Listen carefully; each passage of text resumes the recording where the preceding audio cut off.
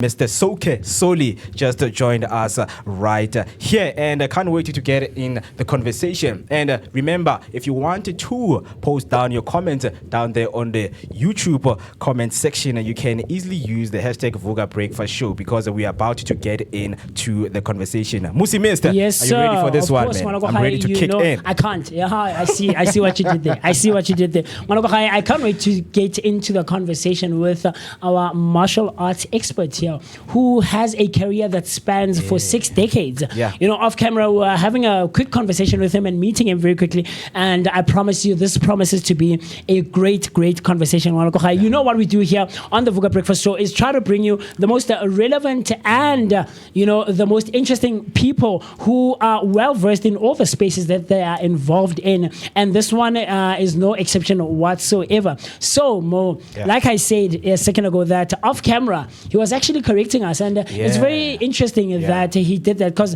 one of the things that I'm very big on is pronouncing people's names very correctly. And I love that you corrected it, because I never want to get it wrong. My name, the reason for that is that my name is Musi, and a lot of people tend to mispronounce it and misspell it as well. So it's spelled M-U-S-I, and people would say M-U-S-I, and Musi are two completely different things. Meanings, absolutely. Wow. And they would say Musi instead of Musi. Yes. So that's part of the reason where I say I love getting people's names correctly. Yes, so course, yes. you just said that the name is not Solly Soke, it's Solly Soke. Soke is a title. Okay. Oh, it's a title. It's a title. Oh, I see. My name is Solly Said. Oh, I see. S-A-I-D. It's also like very mispronounced because it's spelled S-A-I-D. People say Said. Said. Yes. But it's an Arabic word which means Said. Yeah. Port Said in Egypt, and it's the same. It's the same. And nothing to do with me. Yeah. I don't know Port Said. All right, Mr. Solly, once again, welcome right here on the Vuga Breakfast Show. And we can't just wait to get much information and your journey, as someone who participated in karate. So can you please tell us more about your background information? Where are you from? Where did you grow up? And how was it growing up? Okay, thank you very much for firstly to invite me on your show. Yes, I really am, I'm really happy to be on the show with people today. You know what I mean?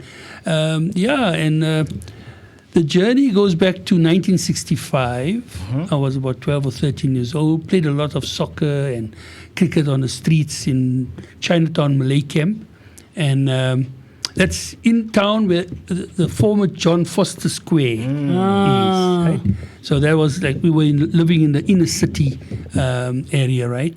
And there wasn't much to do in those days. It was 1965, very much into the very, strict apartheid era started to grow on us, you know what I mean? And they were starting to talk about moving people into different areas. The Group Areas Act was starting to be implemented, that kind of stuff. Yeah. So we used to actually train and play soccer on a grounds called Chinese grounds.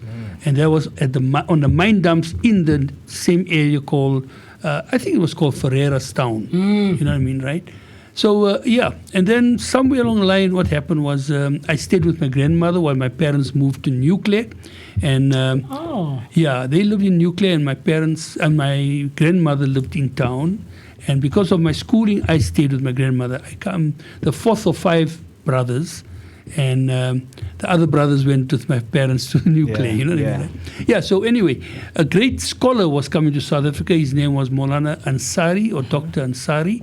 He was a great philosopher, a man who we call him a Hafiz, a person who could recite the Quran by heart. Wow, you call them what? Hafiz. Hafiz. So this is someone who studied the Quran from the first page all the way to the last. And not only studied it, but can actually recite it off of memory and heart. Wow, a Hafiz. Yeah, Hafiz. Okay. And he was as I said, he was a philosopher, he was a social scientist, and he had a lot of things. So he was a professor himself. He was coming to South Africa to talk give some talks and lectures. And I went to listen to him as a 12, 13-year-old youngster. And it was very interesting because he said to us then, that listen, I understand. Now, the conversation was about the youth. Okay. So he said, I understand that you as people of color, black, Indian, we used to all call ourselves black then, right? Yeah. Whether you're Indian, colored, or Chinese. Indian, colored, or black. We said black. We didn't want them to divide us further. So we just called ourselves black. You know what I mean? So he said, and he seemed to have been quite aware of this. He was a very smart man. He said, "I understand that you will not take part in the military. You will not join the military."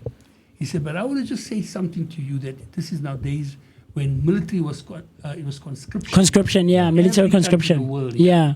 He said, "You will be the only young man who will not know how to defend yourselves or use a gun or fight." Wow. Because you're going to miss out on that. Yeah. But I'm not saying that you must go to the army. Yeah. He said, "I'm telling you to learn martial arts." That time there was no karate, it was judo. Learn wrestling. Yeah. And the Prophet Muhammad, peace be upon him, the Islamic Prophet Muhammad, he also encouraged horse riding, sword fighting, wrestling. You know what I mean, as something that he told his followers to do. So he ordered the Professor Ansari was saying was do this. You know what I mean, start doing some kind of wrestling, and that's how a week after that, a meeting was held by the community, the sort of leaders of the community, and they said, "We want all the young people to come to this hall. It's called the Suleiman Nana Memorial Hall, corner West Street and Commissioner Street. We're going to have a talk and meeting on how we can mobilize the youth." This was his words, mobilize the youth. You know what I mean? So while in the meeting, we organized soccer clubs, cricket clubs, we organized badminton. A library was being sponsored. There was an existing library, but it was going to be made bigger so that get the youngsters off the street. Look at the irony of life. Yeah. Get the youngsters off the street because they were all messing around too much on the streets. Today we are saying claim the streets back because the criminals have taken over. Yes. So look at how the life is turned around. But get the youngsters off doing more practical things, So one of the guys who studied in Cape Town, and he learned from the Japanese ships, the sailors that came, because the Suez Canal was closed, the Japanese ships had to come all the way down to Cape Point and then go to the States or wherever. Yes. So it was such a long trip for the Japanese that in Cape Town, those ships were not like today's ships. They had to stop for 3 or 4 months. Yes. And they had to be painted and de-rusted and all kinds of things. So while they were doing that, the young Malay guys that were living in District 6 near the port and the areas near the harbor would run to the harbor and put up a sign, karate number. Oh, and then wow. the Japanese could read that. They couldn't speak English, but they could understand that's karate. They would call the numbers. And these guys would take them off the boat and take them home for meals. And these Japanese were teaching them karate. Oh, wow. So that's how karate kind of came amongst for the non-white people in South Africa through these sailors. Wow. So one of the men that was studying there, his name was Farid. He moved to Johannesburg for what do you call it, richer pastures, for example. Yes. Cape Town, Durban. We're not like Joburg. Joburg is the hub. Yes, it has everything. the golden Yeah, city, yeah. right? So he came here to look for work and things, and he put his hand up. He said, "I will teach karate." And then we looked and what is karate like? People didn't all know the word. But anyway, that's how he started teaching, and I walked in there, and that was May 2nd, 1965. You still remember the day? Date I'll never forget. Sheesh. My foot into the hall, which we sentimentally called the dojo. The dojo means a place of learning. Yeah. A place of? Learning. Oh, learning. Yeah, Oh, I see. And a place where one can reach enlightenment if Oh, you wow. study, you know what I mean? In a deeper sense. Yes. Right? So I put my first step into the hall, and I always say it as I've written, and I'm writing a book, an autobiography for many years. Yeah. It's not done yet, but I'm busy with it. I say that my first step into the dojo set me up for the second step into the world, because from that point, I made a promise that I was going to go to Japan before I'm 21 years old, Wow. and I was going to get my black belt there. Yeah. And believe it or not, watch what you wish for. It came. It true. happened. Man, I love it. Interesting. I love it. Such interesting stuff, Mo. Yeah. It is because one of the intriguing things is when something is being said to you. I just wanted to track back to when they said to you, you're not going to go into military. But Yes. now you're going to learn how to protect yourself without using a gun. Right. Just let me know what was going on through your mind. Were you scared and not understanding when somebody says that to you, or you were just a happy human being to hear that? I was young, okay, so Yeah. I wasn't yet matured enough to get the full grasp of what you were saying. But when they decided that we're going to start, this man said I'm going to teach karate. I lived in a very rough neighborhood. Okay, that Malay camp, Chinatown, had a mixture of all races, all type of people. We were always fighting amongst each other. But if anybody else came from another neighborhood, we You all guys took would them on. come together. We chased them out of the area, Yeah. you know what I mean? But there was always some kind of fighting going on. Yeah. And I used to be a very good soccer player. And I mean, when I used to play soccer, the guys who were walking around past me, I used to dribble so well, they used to say, Skara! You know? They used to call me Skara. Yeah. So, but anyway, karate came, and what used to happen was you had the bullies that come and say, give us a side. Yeah. And we said, no, man, it's only for us, the young guys. The guy would take the ball and put a hole in, cut the hole into the ball. And I would be the big mouth and say, hey, man, what are you doing? Yeah. Wow, a nice shot in the face. Black eye, So I used to get beaten up quite a bit, Yeah. And I said, this must stop. And that's what brought me into the karate. And 8 months after my first, I started karate, the bully that used to always try to pick on me, I took him on and I beat him up. Wow. 8 months only. Wow. And that's when I said, this thing works, man. Yeah, this is for runs in the you. blood. This thing works. Yeah. Such interesting stuff, So, man. so I have a comment from Banalemli saying this should be interesting. I did karate back in the days. JKA, and as an adult, I want to go back. Yeah. Do you know what's JKA? Yes. So karate has originated in Okinawa as opposed to what people mostly think it's Japan, right? That's where karate originated. If you go trace its history back, you could trace it back to China. And if you go further, you can trace it back to India. So it's quite interesting. Yeah. There's an old art and still practiced in India called Kalari Payet. But anyway, let's Kalari Payet. Kalari Payet, yeah. And then from Kalari Payet, it came to China to the 28th successor to Buddha, a man called Bodhidharma. Okay. He brought it as a Buddhist monk. He brought it to China, and in China, it changed into Kung Fu. Okay. And then it was attacked by the emperor of the time because it became the Shaolin temples became very strong, and this is history. We're not sure if all of it is true. Yeah. It sounds nice, you know what I mean? Wow. It's a story, and I think it's 70% true. And then the dynasty of the time, the emperor wanted to crush the Shaolin temples because he saw them growing all over China and would become very strong, you know what I mean, through the martial artists. So then he started crushing them, and these poor monks used to run for their lives, and some went across to the different, Indonesia, Malaysia, all those places, and then Okinawa too, and Japan. Yeah. And then karate started in Japan. Now in Japan, in Okinawa, 3 major styles, sorry. Okay. Actually, 2 were the main ones. 2 major styles influenced every karate that we see today in the world. One was called Shōrei, and the other one was called Shōrin. Right? And then if you go into the cities or towns where these styles came from, one was Shuri, where Shōrin grew. It's very complicated in that way. Yeah. And Shōrei was in Naha town, Naha city. So let's fast forward to Japan, and as karate moved to Japan around about the turn of the 1970, 1915, around there, the emperor invited karate into Japan.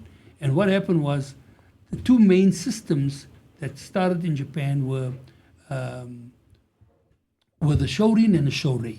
So what happened was the students in Japan, university students, wanted to know more about it, and they asked their masters, Master Gishin Funakoshi, who was the founder of Shotokan, which became JKA as one of the offshoots of Shotokan. Yeah. So it's only the name of a style. Oh. So I'll explain that a little further. And then on the other side, to cut the long story short, it's Goju-ryu. It's a long, intricate little woven story, but the style Goju-ryu came about. Now, these are the two biggest styles probably in the world. Yeah. But the biggest would always be Shotokan.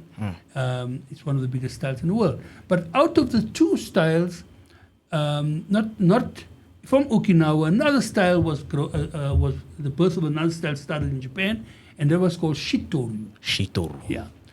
Okay, then my teacher, the Grandmaster Mas Oyama, this man used to kill bulls with one punch. Ooh, bulls. One punch on the head of a bull and then take the horn off. If you Google, when you get a chance, Mas Oyama, you will see the video in the 1952-53 where he fights the bull in public. You know what I mean, right? So, Mas Oyama. Mas Oyama, yeah. It's spelled M-A-A-S. No. Oh, there he is. M-A-S. M-A-S Yeah, Oyama. Oyama. Yeah, there we go. So there's a video there.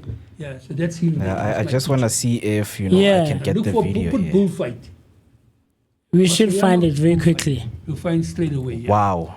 You Mas see- Oyama killing bull. Yes, now listen to this. See, so there's him fighting the bull. Yeah. Now, I was this young guy who used to, we were, like all youngsters, we were reading Superman and Spider-Man books, magazines, right? And here's the real Superman that I saw. You know what Fighting I a bull. mean? Yeah, fighting a bull. Yeah. And there's the bull. Watch him take that bull and even Killing knock it the with horn bare off hands. with his bare hands. Wow. Shishmo, and he's really fighting it actually. I'm watching here. Yeah. I'm struggling to find a video because I feel left out. Because Okay, let me try to send it to you very quickly. because I can play it and we can And show we can it show on it the to screen, people. Yeah, right? definitely. Yeah. In the meantime, you can continue, Mr. Yeah, so he was my teacher. So what I read about this man, and I was like still 14, 15 and reading about him. And then we got this book called What is Karate? I still have that book till today. It's over 60 years, almost 60 years old. It's called What is Karate? It was printed, I think, 1950 or 51. And then 10 years later, he printed the next book called This is Karate. Yeah, smart man. Really smart man. But he was one could call him one of the best karate masters of his time. You know what I mean, right? Yeah. But like I said, his style, he studied both Goju-ryu and Shotokan. Yeah. Right? He studied both styles, and then he created his own style called Kyokushinkai. Right? And that's the style I went to study in Japan. When I read about him, my entire purpose of life was to be in Japan before I'm 21. Yeah. And I couldn't stay to Japan because of because of the apartheid system. I couldn't get a visa straight away to Japan from South Africa, so I went via New York. Oh. But in New York, Masuyama's one of his top students was sent to New York. Two of them, Nakamura and Shigeru Oyama. Nothing to do with Oyama. Just his student, by the same name. And I studied under them, and I got my first dan there in New York. In New York, I had to fight 50 fighters. 50. What, 50? 50 fighters. And what belt are you chasing at this going point? for black belt. For black. Yeah. And this was done in a place called Connecticut. Oh, Connecticut, yeah. Connecticut. And Shigeru Oyama was the head of that school.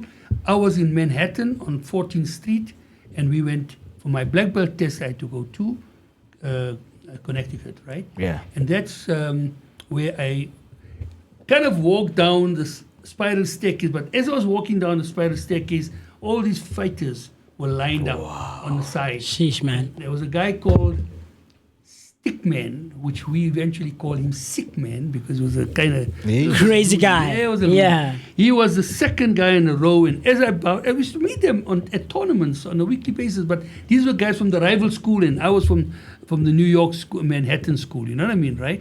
So as I'm walking past, this guy says, "Is this the punk?" Aye. Yeah. This is his words. This is gospel truth. Is this the punk going for black belt? And I just say us to him. Now, the word us, I'll explain just now, us to him. And I turned and said, us, and he says, we are dealing death. That's his words. We are dealing death. And the guys echo the words, we are dealing death, as I'm passing them we're dealing death. We're dealing death. And you're passing in between Passing them in the middle. Yeah. Walking to, and I'm just saying, very respectfully, but I had trained for nearly 9 to 10 months, 3 times a day, Monday to Sunday, to prepare for that promotion. Sheesh. But you can see my size. I'm not one of those big African American. Yeah. 6'2", 6'4". You know what I mean? But they were there. But I trained and fought against them. Now there were some great fighters in New York, and all of them were, from the black community. There was a man called Shusek and William Oliver. Shusek is the title. William Oliver, Charles Martin. I met Billy Blanks and all these guys. Yeah. I met Bruce Lee. Wow. Yeah. We should do demonstrations at Madison Square Garden. In 1973, we were at the Aaron Banks World of Self-Defense, and Bruce Lee was invited. And after he left that demonstration, he went back to California, from there to China, to Hong Kong, and that's where he died in the same year. So we greeted him and met. And it was no big deal then, you know what I mean? He was just a small-time Chinese actor, that kind of stuff. Yeah. So it became big after the movie Enter the Dragon was pushed out by Hollywood, But that's another story. So here, as I was saying to you, we're dealing death, and I had to go down the ring. Yeah. And as I go down the spiral staircase, I'm standing there one side, and all these guys line up. And the promotion starts at roughly about 7 o'clock in the morning, and about 9, 10 o'clock, after testing me in all the basics and katas are forms, I start fighting, right? So not straight away. Around 12 o'clock, the fighting starts, okay? And in my book, I just talk about how I'm now in my 49th fight, and I'm fighting this guy, Stickman, and he's pounding me, and you see it in video. I've got this on 8mm film. Yeah. Now 8mm goes back, right? Yeah. And that was transferred to videos, and from videos I've got it on digital too. Yeah. So we can. It's on there, lover.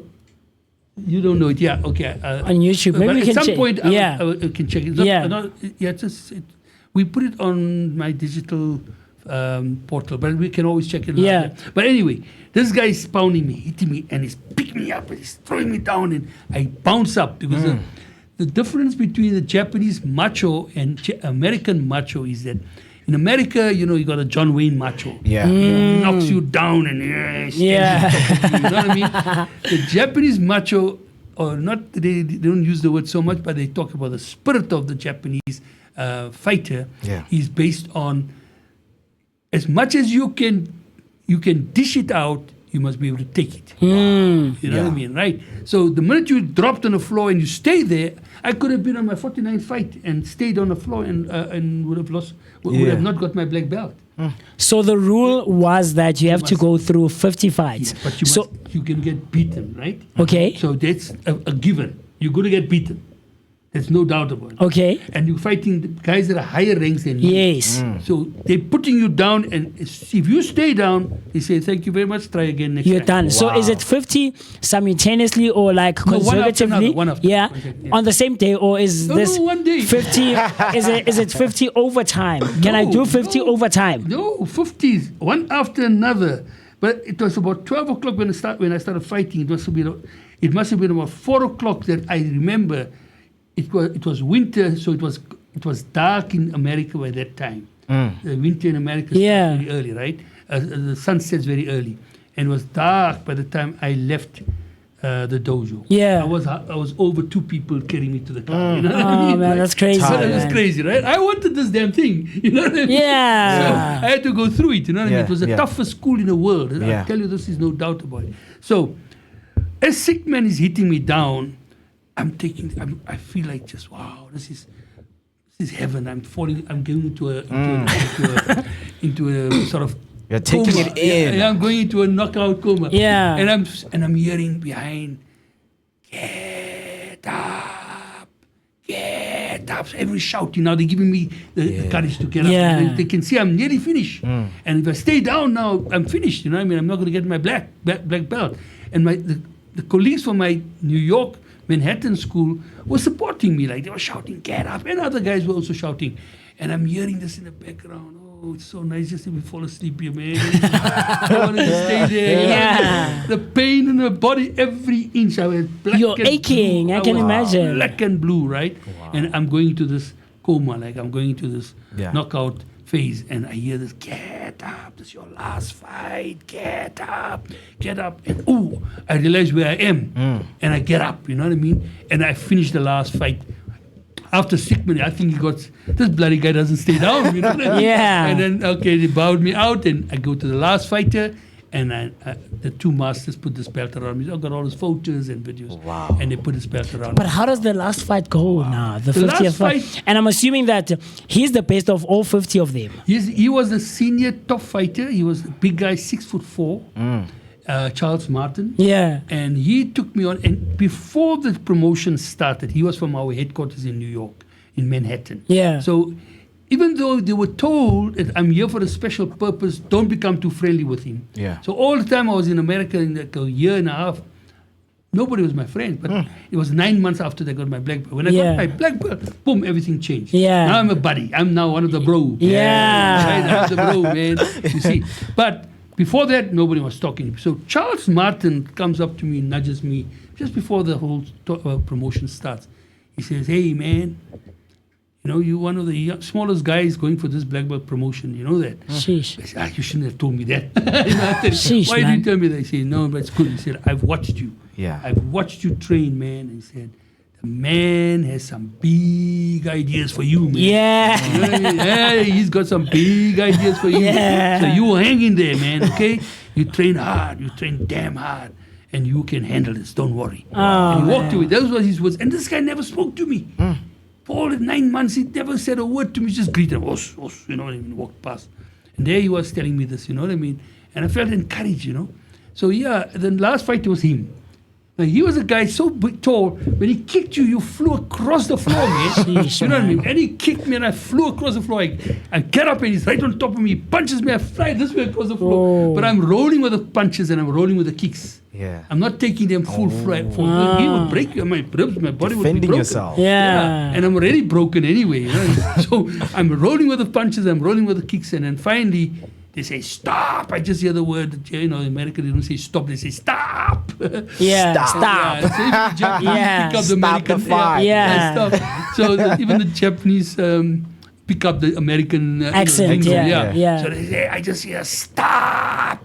Oh, God. And I'm still standing on my feet, man. And, you know, I'm bruised up. And I stand there. My perspiration is running down my trousers and it's all around the floor like that. You know what I mean? And I stood there, and the next thing is the two of them come up, and Nakamura, my teacher, gives Shigeru Yama the honors to put the belt around me. And Shigeru Yama is this kind of guy, he cannot resist that last punch that he's going to put in your stomach. So I'm not expecting it. They tie this belt around me, and I'm standing, boom, Done, finally. uppercut. Oh, man, right? And I go, ooh. Oh, man. You know, and I stood there, Stay strong. yeah. And then he looked and he shook my hand, he hugged me, he said, well done, well done. Oh, man. And I was so, Such interesting stuff. You mentioned that there's something that as they were, you know, saying the thing that they were saying as you were walking to the stage down the thing. dealing death. Yeah, we're dealing death, and you were just bowing, saying something. You said you're gonna explain the word that. Yeah. os. Okay. So the word os is O-S-U. Some people say O-O-S. Okay. Doesn't matter. Some say os, O-S only. But it's a Japanese word which is a derivative of the term oshi shinobu. Oshi Shinobu. Oshi shinobu. Okay. Oshi means I will try my utmost, my best. Shinobu means to be patient. Oh. So in karate, and then the word is a derivative. It comes out of that Oshi shinobu. Ah. Masuyama coined the term, and it just called it os. So the word os has many, many, many different meanings. It can be a greeting, like if I look at you and meet you, I say os. Os, okay. You see, and os mo, you know what I mean? And you say os back to me. And as a karate people, we greet each other that way. Yeah. Not all the styles, the Okinawan styles don't use the term os so much, But the Japanese, it became very popular in Japan. And as it spread to other parts of the world, the practitioners of karate from all the different parts of the world learn the word os. So it comes as a derivative of the term oshi shinobu. Oshi shinobu. Yeah, which means I will do my best to be as patient as I can. So, and then if I give an instruction as I'm teaching a class, say, Musi, show me your punch. You say, osoke, and then you show me your punch. And it's a respectful term. It's used for greeting. It's used to acknowledge. I say, os keeps you present. For my children whose minds are always all over the show, I say os. I say, now you're here. Yeah. You know what I mean? To bring them back. Bring them back. We were talking a little bit about ADHD and ADHD earlier, right? Yeah. So, we're always saying the kids today are, they're in another world. I think it's the diets and everything else that is affected. But you know what? These kids are still amazing. They just be. I'm teaching my students great-grandchildren, 4 generations. Wow. This is my... Incredible. For the last 18 years, I discovered that I'm teaching my students great-grandchildren. So my students would come to me and say, it's okay, they stopped training maybe many years ago, whatever it is, went to the businesses, became doctors, lawyers, accountants, whatever they became, teachers and, lecturers and all that. And they would say, but I want you to teach my great-grandson. What, your great-grandson? Great-grandson. Yeah, my great-grandson. So your grandchild now has a son themselves, And that's the children I'm teaching. Sheesh, that's too crazy. It's amazing, eh? It's amazing. It's amazing. Privilege. 4 generations. Oh man, it's a privilege for me like you cannot even believe. You know what I mean? I feel so privileged that the Almighty has spared me these years. You know? And it was I'm telling you, it was a rough riding life. I will not trade it for anything else in the world. Wow. I will never trade it for anything else in the world. I will tell you, if I was told the Almighty say, hey, you start all over again. Man. It's Such cool stuff. It's very interesting. It is, completely. For someone who has went through that, and you are the only one, and you are the one who's telling the story now, and it feels real, man. It feels real. So here I have some, questions from one of the people who is watching, right? Yes. So he says, in karate, you learn fighting techniques, the way of the hand, and etc. Having fully matured as a black belt, what mental and physical benefits would one get from doing karate? Beautiful question. Lovely question. We say karate is mind, body, and spirit. Right? So we train the body when we're young, and we test it. Like Masuyama says, you must... it's like purifying metal. You have to burn metal to purify, am I right? Yeah. You have to burn, you have to sweat. Deep sweat must come out from the inside of you to burn your ego out. Right? So I'll give you an example. This question I'm answered in a sentence. Yeah. The dojo is not a place of relaxation and bliss. Rather, it's the furnace house for the combustion of the egotistical delusion. Please repeat that one more time. Please repeat it one more time. Yeah, man. But it's the dojo? Encompasses, it encompasses the meaning of what a dojo and what the purpose of karate is at the end of the day. It is fighting the ego. You see, because we believe in karate that you cannot, ego and spirit cannot be in one person at a high level together. One has to be suppressed for the one to rise. So you find egotists have no spirit. Big, people that are narcissists. Egotistical people, they're just nonsense people. You know what I mean? Yeah. So their narcissism and the ego appear, right there. and the spirit has to be pressed down. Now to raise that spirit, you got to bring the ego down. Suppress the ego. Yeah. So it's the annihilation of the ego that we talk about, that all spiritual people talk about. Whether you come from Sufism, Zen, or Hinduism, or Christianity, or even Judaism, any religion where the ego is being brought down, because what is the greatest is God. Right? You're nothing. Whatever you are, you're only because God made you what you are. You know what I mean? And you must recognize that and know it, you see.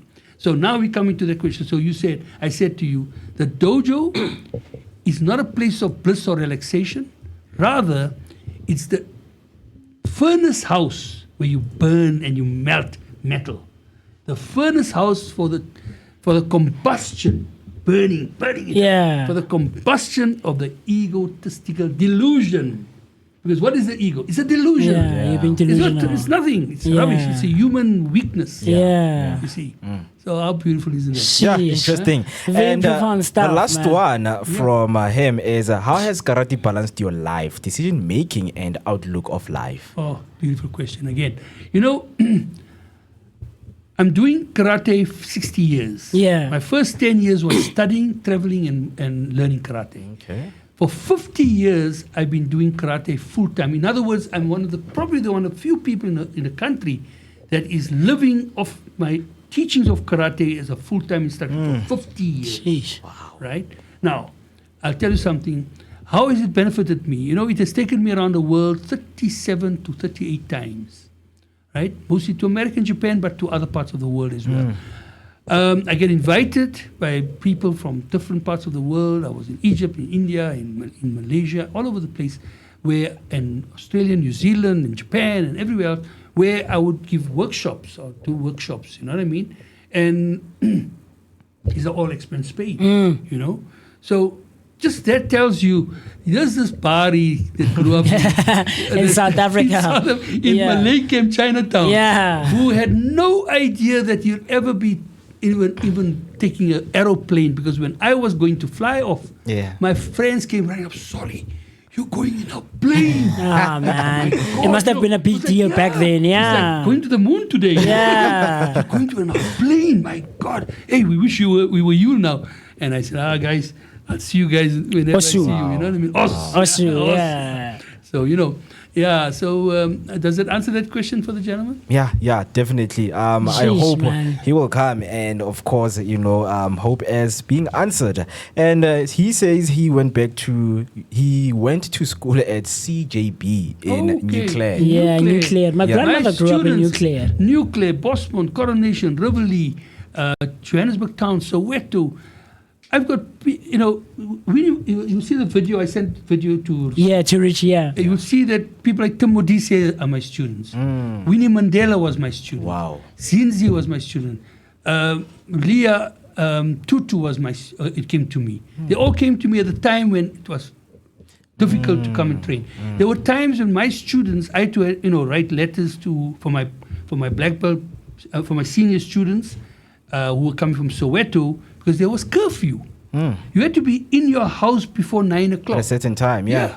So what used to happen was my students used to come from work and then come and train, and the classes used to end about, say, 8:30, 9 o'clock. Yeah. So I had to let them go earlier off because these cops would treat them badly. So as they're driving or going to, the taxis weren't like we got today, or the taxis like, you know what I mean? Yeah. The taxis not like today. I mean, those days there were taxis, but not like today, you know what I mean? So, okay, my students would go back towards Soweto, but they had a letter to say they were doing karate and that's why they're late, or whatever the case may be. So they won't be arrested, you know? Yeah. So those were like tough times. You know, people don't understand this. Yeah, I can imagine, You man. tell this to the white people today, they say, no, but it wasn't like that. You don't It know. was, yeah, How do because you know? didn't live experience in that, Soweto, yeah. In Senton. Yeah. You don't know what was happening in town, in the townships, you know what I mean? So my students come, varied from, in Soweto, I had like my top students. I mean, right now, one of my senior students is going to be 80 years this year. He turned 18 February, I think. He's Jeremiah Matlabani. And then his nephew is another young black belt of mine, 6th dan of mine. He's also Jeremiah Matlabani Jr. And then there goes, 3 weeks ago, I came to a funeral of my top student, Simon Mokele. Yeah. You know what I mean? And he's also 6th dan karate master. You know what I mean? So I'm gifted with, God has been great to me because I've got these great senior people that are with me 50 years. I mean, imagine you have students that are with you for 50 years. Oh, That's almost your career, man. When I started teaching, they started joining me. Yeah. And today they're still there, and there's people that are, heads of massive churches like Bethel Modise, Pastor Bethel Modise. He's a 6th dan in my organization, you know what I mean? He comes from the Modise church. Yes.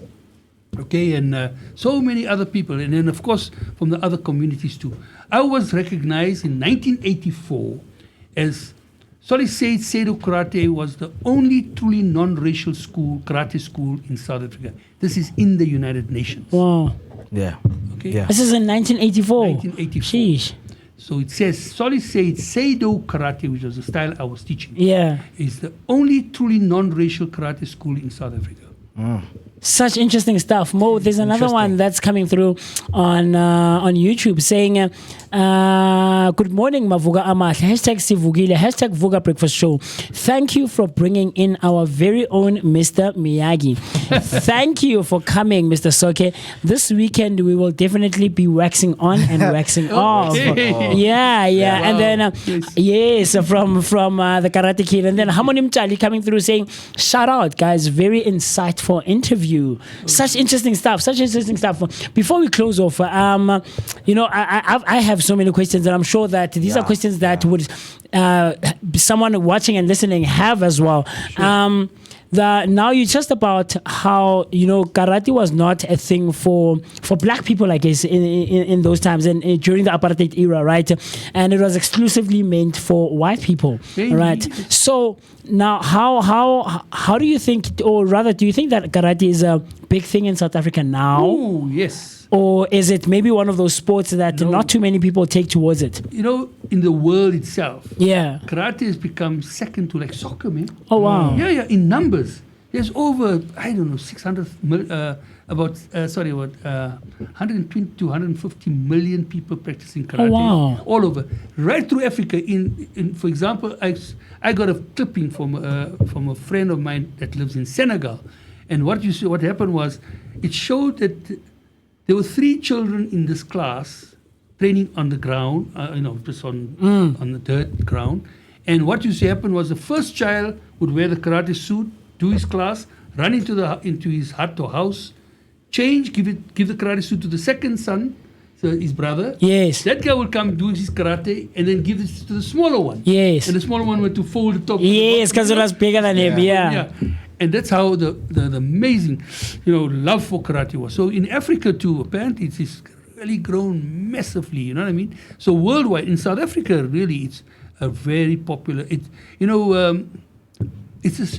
I'm not into the sports side of karate. I'm more into the martial way, the art itself. Because I studied in Japan, I studied in temples. You know what I mean? And I was given the depth and the deeper meaning of what karate is all about, not just physical fighting and hitting and beating people up. You know what I mean? Right? I mean, when I look at it, my last encounter with anybody where I was to fight for my life was about 35 years ago, 38 years ago, and ever since then, you know what I mean? And, I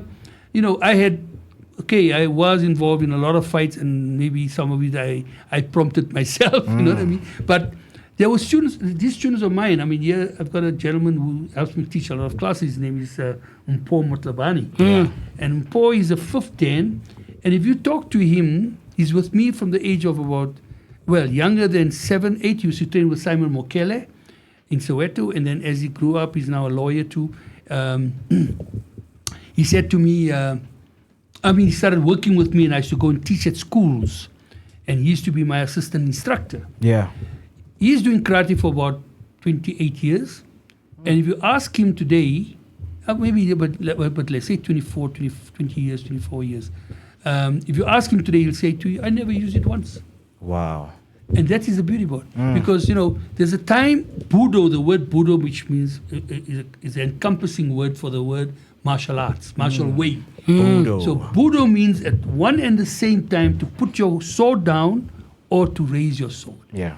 Right? So there are times when you have to sit down and negotiate, where you sit and you write and you negotiate peace. And then there are times when you've got nothing else to do but fight. Wow. And you just have to fight. Yeah. I mean, like, you take the poor Palestinians, so they can't do anything else. No negotiations for them ever worked. So they have to fight. Yeah, interesting. So now I love that term that you started with, that when you guys were taken off the street, you guys went back and took the streets back. So right now, introducing it in a township, in places like township, very important. Like how important it is. You know what? I used to teach in El Dorado Park at the poorest school in Gauteng. It was called Hout Park Primary School. 800 kids. Wow. Right? I used to go at 8 o'clock in the morning on a Wednesday and leave there about 3 o'clock in the afternoon. Yeah. And I used to take them from different, all the different grades, from foundation phase to higher length, right? And there was no hall. So it was in the sun. I had black and all kinds of blotches on my face from the sun. I could throw the sunblock on my face, it didn't help. Right? I had a cap on and everything, and I used to teach. And it's on CNN. That video is on CNN. You put there, Hout Park Primary School, CNN, you'll find it, right? And 800 kids I should train there. Wow. Right? 400 of those kids used to come hungry to school. And what happened was I found out that why these poor kids are not eating. Their parents may have passed away. They're living with grandparents. They need strength. They needed strength. And I could see the energy levels on it, but they used to fight a lot. Yeah. So the principal used to tell me that they had 4 dedicated classes a day to sort of listen to all the fights and all the nonsense that was going on in the class. 7 months after I started teaching karate, they closed those classes. Wow. The classes closed because now the kids had a channel to move their energies and their anger in this way. You know what I mean, right? So what happened was, I always said, out of this 800 kids, I've got 800 champions here. The best fighters, the best, strongest guys, that's why in New York too, the fighters were the African Americans, right? The Jamaicans, the guys that were, from poorer communities. You have a purpose, man. You have to fight for to survive. You know what I mean? So your fighting spirit is second to none. That's your driving force. Oh man, it's such interesting stuff. Take these youngsters, they are angry, they haven't eaten, they mother passed away, father passed away, and they're not happy in life, and give them some purpose. Give them that purpose, and believe me, make them feel that you are part of the same community. We are together, guys. How can we help you? Do that. And I was successful for 9 years, and then the department closed us up. Oh man! It closes up. Why? Because you're taking too much time away from study time. Yeah. The principal was so smart. She used to take 5 minutes from each period. She used to take to give me that Wednesday time. 5 minutes taking away from a period of half an hour. You're not taking away anything. Yeah. You know what I mean? But you're giving them something better. So in CNN, it talks about how she tried boxing, she tried soccer, she tried a whole lot of other things. But the most successful program that helped her was the karate program. Wow. Sheesh, man. Mo, we could never end. When we can go on. Yeah, we could. I promise you, Mo and I can sit here with you the entire day.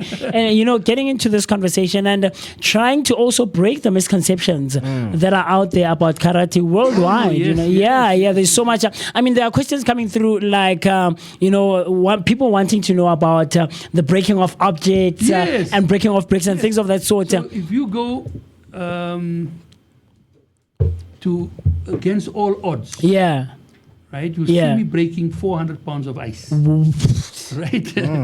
In my lifetime, I've learned to break. I've broken rocks, bricks, wood, ice. Ice blocks become as hard as concrete. I can imagine.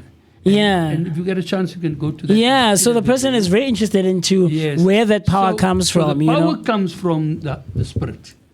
Right? I'm not a big guy. My hands are not big. But it's conditioned. Okay, my hands are conditioned. I can hit things, I can knock things. And also the thing about karate is we raise our pain threshold. So every one of us have a certain level of pain thresholds, right? Now when for example we say to a beginner, okay, put your knuckles on the floor, we're gonna do 5 push-ups. Oh, knuckles are burning and pain. You know what I mean? All right, tomorrow the same thing. Next week the same thing. 2 months later the same. Oh, now I can put my knuckles on the floor. So his knuckles are not getting only stronger, but his pain threshold is being raised up. When the pain threshold goes higher, you can take blows. Wow. Years and years ago, 1977, I was attacked by 2 guys at the Zoo Lake, and the knife went in. I was turned. It's a long story, but I turned this way, and the guy put a copy knife right in here, right. And I said, what the hell? I felt the sharpness, but I didn't know what. So I kicked him with my right leg. And he went down. The other guy started coming up towards me, and I kicked him too. I said, come. And I gave him a front kick, and he flew back. As he flew back, this guy came back again. And as this guy's coming back, and I'm telling this hand, move, block him. But this hand is not moving because the blood was shooting out here like this. Right? It was 1 inch away from my heart. The blood was shooting out like this, and this hand was going lame. And I'm telling him, come on, pick up. And I can show you the scars right here. The guy put a knife back in there. You know what I mean? Right in my arm. And as he put it again in my arm, I gave him another kick and he flew down. Now I'm going for this guy. This guy's on the ground. This guy gets up. I go for him. He starts running. I look for this guy. He starts running, and I'm chasing him. But I'm looking, and I say, whoa, the blood is gushing out. Fountain. Yeah. So I stopped. I went down. I took my shirt off, and I tried to tie it around myself. And lucky 2 guys, heavenly sent to me. They had a first aid kit, and they say, hey, you're bleeding too much. Come here. Let's patch you up. Patched me up, took me to the hospital, and, thank God I still survived. Sheesh, man. Yeah. Such interesting stuff. Like I told you, man, and like I said a second ago, that if it were up to me and more, man, we wouldn't end with conversations like these. These are people who have acquired so much knowledge and information and insight and enlightenment over such a long period of time. And it is always interesting to get into conversation with people like Solly Soke. And he says that it's not soak, it is soke, right? Soke. And which means grandmaster. Grandmaster, of course. And so we could not end, but of course, you know what they say, that time flies when you're having a good time and you're having fun, man. And so we don't want to keep Mr. Solly for too long because there's other conversations to get into, but we really absolutely appreciate, yes, definitely would love to have you over again. And we really appreciate you taking the time to come and spend some time with us and get into the conversation, you know. So, you know that this is what we try to do on the Vuga Breakfast Show, bring you relevant people who are doing amazing stuff and have so much information and education and knowledge to share with you and with me, of course. And I hope that you found that conversation as interesting as Mo and myself found it. So with that being said, let you and I go grab a glass of water, a cup of coffee. But before Musi, yes, sir. I want to just say one more thing. So when I was in 2004, yes, sir, I was inducted in Cleveland, Ohio, in America, into the World Martial Arts Hall of Fame. Oh, wow. And I was also given the honorary rank grade of sports doctor. I'm also in the sports medicine Hall of Fame. Oh, wow. So all my life, I've been teaching from the 50 years. I've been teaching karate, and I used to run a gym. So I studied under some of the top physical cultural people before sports medicine became a term. I used to learn physical culture, and in America and in Japan, and became eventually started becoming a sports doctor. So I used to run a complete gym. So my specialty, my teachings that I teach in karate comes from a vast array of knowledge that comes from physical training. So it blends beautifully together. Yeah. Such amazing stuff. Mr. Soke, before we let you go, where can someone who's watching and listening find you? Maybe they want to bring their child or they want to come themselves. Where can they find you and how can they get a hold of you? Sure. Yes, sir. My phone number is 083 314 9941. And my address where I teach the Honbu Dojo, which is the headquarter dojo in South Africa, is on 189 Bayers Nodia Drive, Northcliffe. I see. One more time the number. The number is 083 314 9941. And the address of the dojo is it's the atrium, 189 Bayers Nodia Drive, Northcliffe. Nice one. And across social media? We are on all the portals. We go as if you just Google Sensei Solly Soke, lots of things come on my websites. Everything will come. Sensei Solly Soke, and this is in Northcliffe, Bayers Nodia Drive 189, and this is where you can get a hold of Solly Soke, and maybe perhaps you are someone who wants to go learn the art of martial arts, and you want to be able to defend yourself, and of course get the holistic teachings that come with being a karate student. So much interesting stuff, and I hope you found that interesting, man. So we open 7 days a week. I see. Oh, Monday to Monday. Monday to Monday. Yes, sir. Yes, so, sir. People can choose their times. We got lots of parent-children classes. Yeah. Parents and children join together. Yeah. They say it's great for, Bonding. quality time, Yes, bonding time. yes. You know what I mean? Yeah. And adults, seniors, children from 5 years old. Yes, sir. Very, very interesting stuff. So with that being said, we've been talking for so long and, we need to catch our breath, of course. So with that being said, let's quickly go pay our bills and you and I will see each other right after this. Cool stuff.